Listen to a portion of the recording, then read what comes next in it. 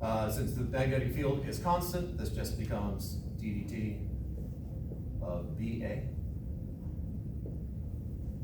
I have a dot product. I'll just make, I know the area vector is pointing in this direction or the other direction. I'll have it point in the same direction as the magnetic field. And so this becomes d dt of BA. Right, almost identical to what I had over there. B is constant, so it comes out, and I'm left with dA dt.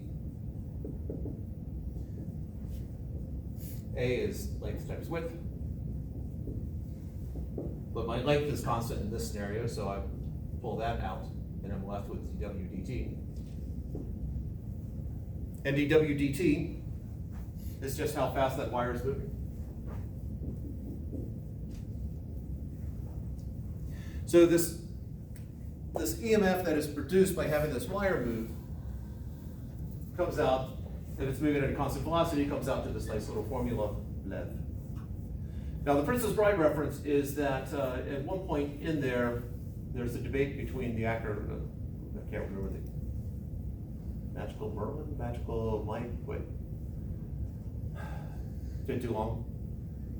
There are two characters who are arguing over what Wesley the hero says, and Billy Crystal character goes, he said to BLEV,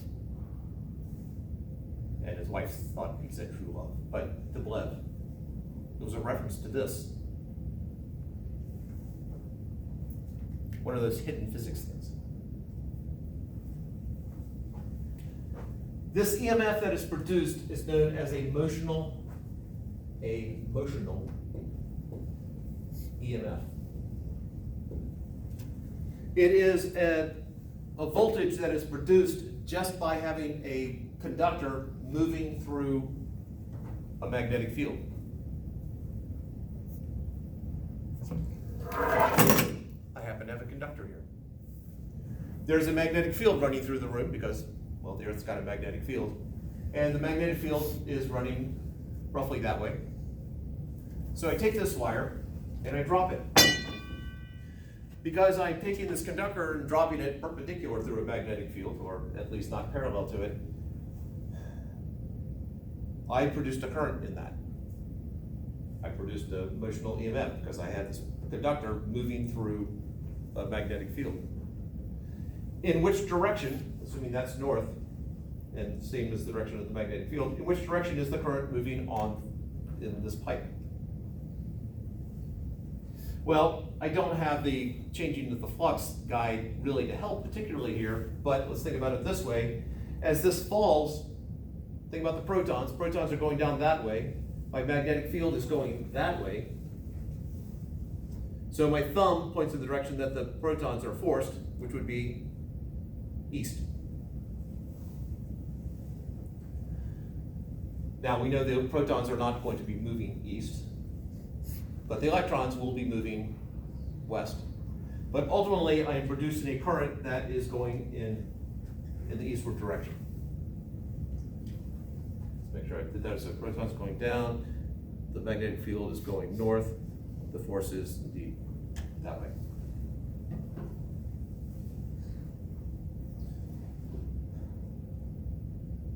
So all I need to do is have wire going through a magnetic field, or I have a changing magnetic flux, and I can produce this voltage, which will cause a current. Questions here?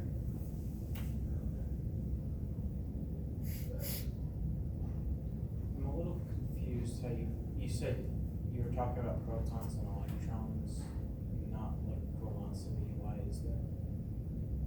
I was a little confused on how you stated it. All right, so I know that if I have a positive charge flowing that way and a magnetic field going that way, V cross B would be in that direction. So a positive charge that is moving down, assuming the magnetic field is going that way in this spot. If the charge is going down, it's going to be forced in that direction.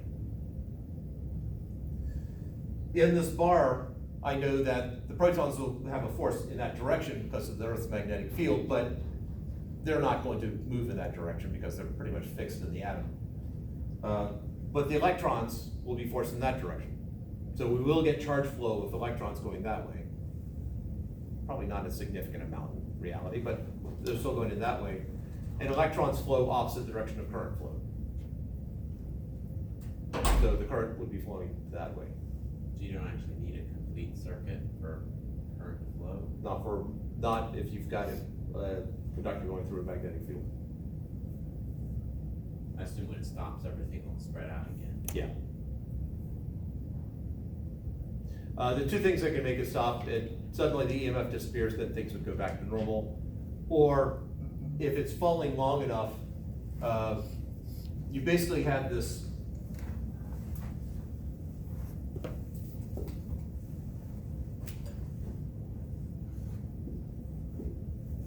so we get this EMF, so this will be, I'll just call this high and low. So I will have a current flowing in that direction, which means I have negative charges coming up over here. As negative charges pile up on this side and leaving this side more positive, I have another set of voltages going in this direction.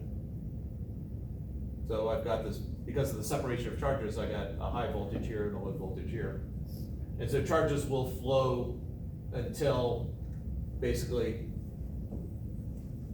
those sums even out. As long as there's a total imbalance, the charges will flow, but at some point the charges will stop flowing, assuming it fell long enough.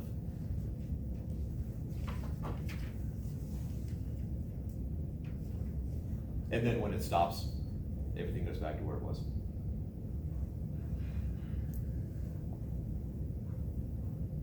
Other questions?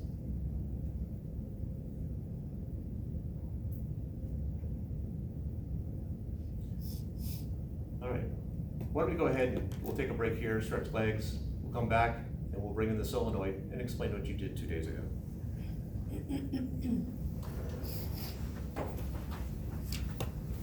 Dr. Fox, Yes, ma'am. on the quick, Bless you. If I have a current flowing through the wire, and it's hard to tell which way the current's going in the circle, so I've put the X there and the dot here to indicate that the current's flowing around like that around the coil. What's the direction of the, and currents produce magnetic fields, what's the direction of the magnetic field? Which is the north end of this electromagnet?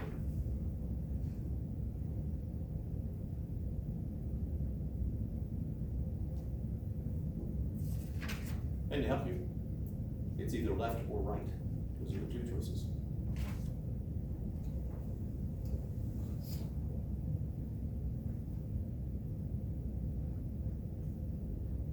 Left. Why? Yeah, because if the current goes up, it curls this way. They're going towards north. Right hand will scroll around like that. It's going to be my north end. Going to be my south end. So let's take a look at what that magnetic field is. We're going to use Ampere's law. And so what I'm going to do is to use Ampere's law, there's no gaps in here, so I'm not worried about the Maxwell correction, so I'll just do straight up Ampere. So the integral around a loop of B dot dl is equal to U sub naught times the current flowing through it. So I'm going to create an Amperian loop basically along there. This bottom bar is inside. Top bar is outside the solenoid. This is the solenoid. Solenoid just being just a bunch of wires. And it's of course an ideal solenoid. The length is incredibly long compared to the diameter.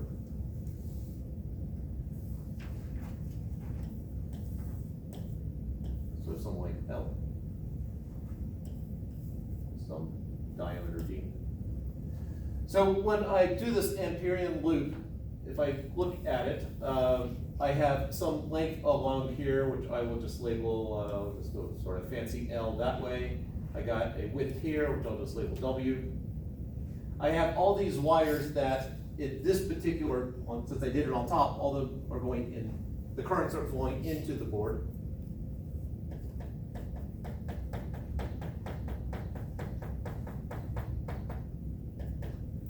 So this is like a cross section of the wires, and since the current is flowing into the board on top and out of the board on the bottom, my loop is at the top, so this current's flowing in.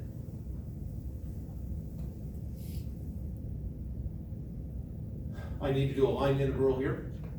We've established that the magnetic field is going this direction. So I'm gonna do my loop in that direction here. So I'm gonna start here and go to that point. So I'm gonna be doing a clockwise loop. I'm gonna call this A, B, C, and D. So my integral, B dot dl, is going to be, well, it's the integral B dot dl along segment A plus the integral of B dot dl along segment B plus the integral of B dot dl along segment C plus along segment D.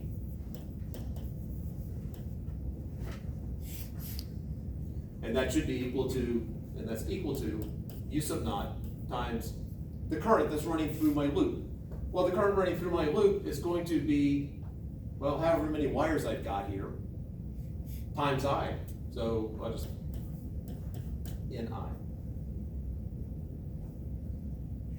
Where N is the number of wires actually going through my loop. Looks like you're having a hard time seeing this. Patrick, do you have a question about my handwriting?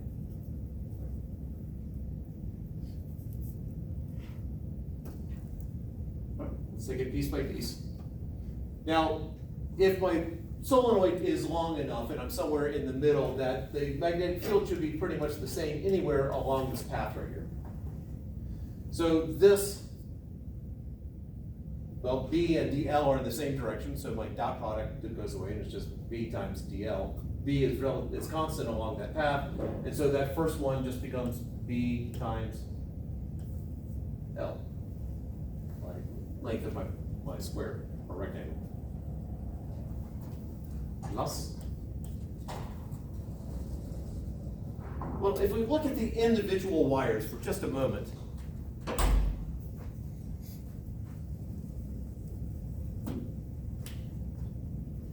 If I have a current flowing in like that, what is the direction of the magnetic field it produces?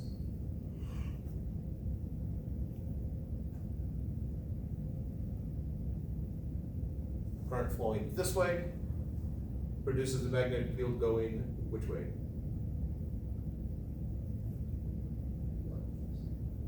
How are you getting that? I'm trying to figure out your right hand rule there. So current's going that way. So if I just have a straight line of current, I'm not quite sure why your thumb points in the direction that it's going. This will go around like that.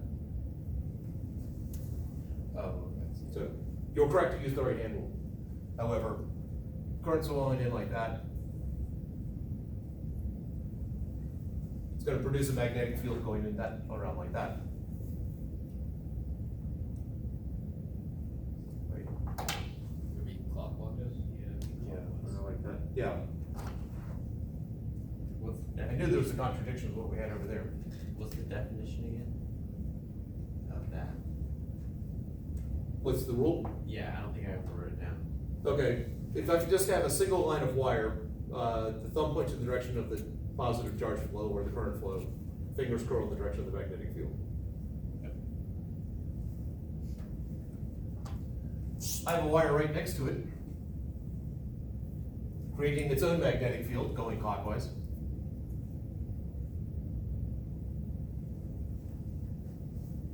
So inside here, they're both going in the same direction. Outside, they're both going in the same direction. But in the middle here, they're countering each other. So my magnetic field in between the wires is pretty darn small because there's be some canceling effects. And so plus 0 because my total magnetic field along that segment, especially in the vertical direction, is close to 0, or B is in essence perpendicular to the line. Because I have a magnetic field going that way inside and this way outside. And I'm going to say something seemingly contradictory in just a second. Then dot product care about parallel, so anything inside here or outside there is not going to contribute anything to that part of the line integral, and in between, the magnetic fields will cancel. Now we're in the segment here. So we did A, we just did B, now we're doing C.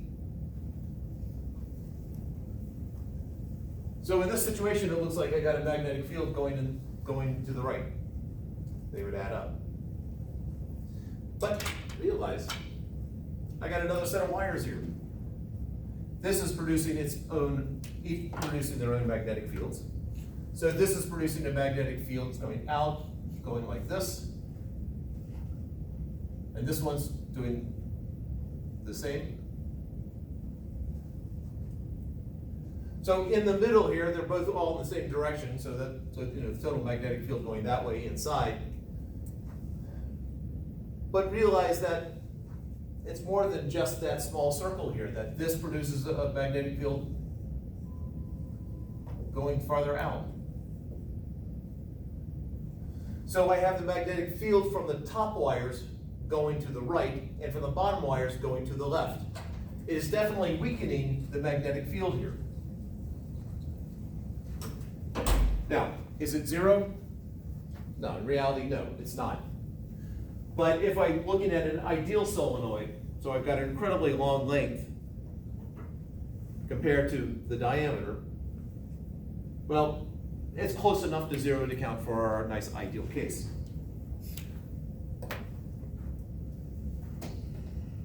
And so plus 0 for the segment. So this is segment A, B, and C, because the magnetic field is about 0. And then in segment D, right here, it's also 0 for the same reason it was at B. And that's equal to U sub naught times the number of wires times the current flowing through the wires.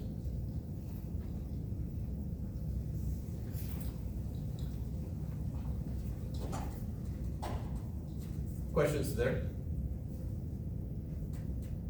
For this, under the first 0, is that B or B is perpendicular to L?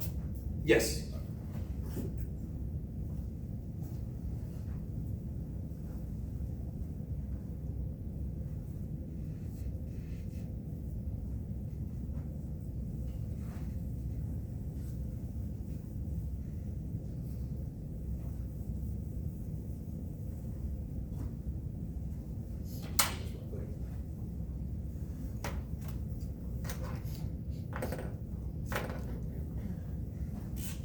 So we have now started with Ampere's law, we're now down to the magnetic field times, can't go that fancy, times the length of my box is equal to mu naught times the number of wires inside that box times the current.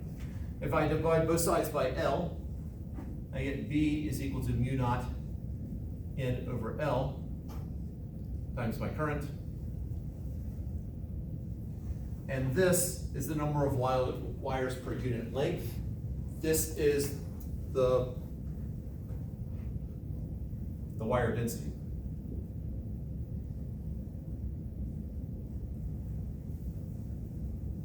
So the magnetic field inside an ideal solenoid is just mu sub naught, which is the permeability of free space, we're assuming nothing inside, times the wire density times the current.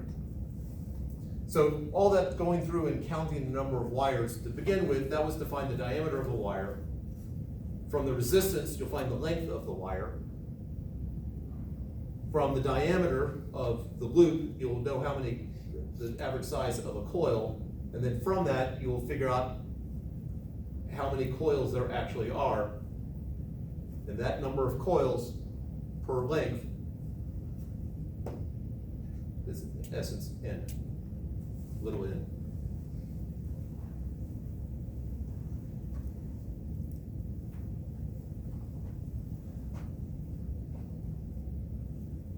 So all this is well and good. I start a current, I got a current running through it, it creates this magnetic field. Since I have a magnetic field, I've got a magnetic flux running through here. My magnetic flux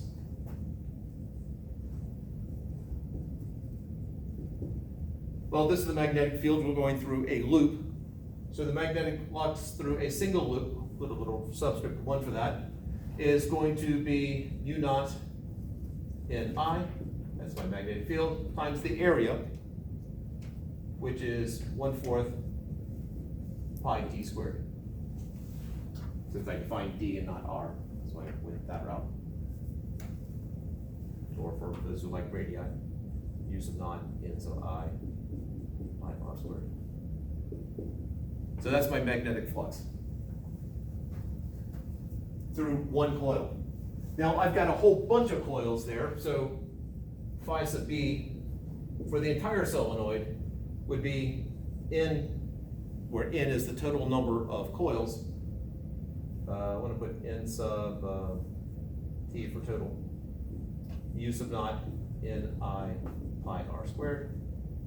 Or it could also be written as n sub t squared over L.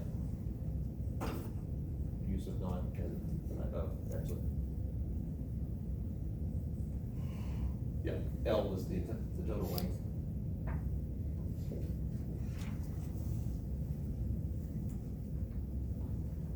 You recognize that this R right here is the radius of the loop, not the radius of the wire. Or the biggest mistake I see on the lab that you did on Monday was when people were using, they used the radius of the wire instead of the radius of the loop, or vice versa. Ooh. That goes away.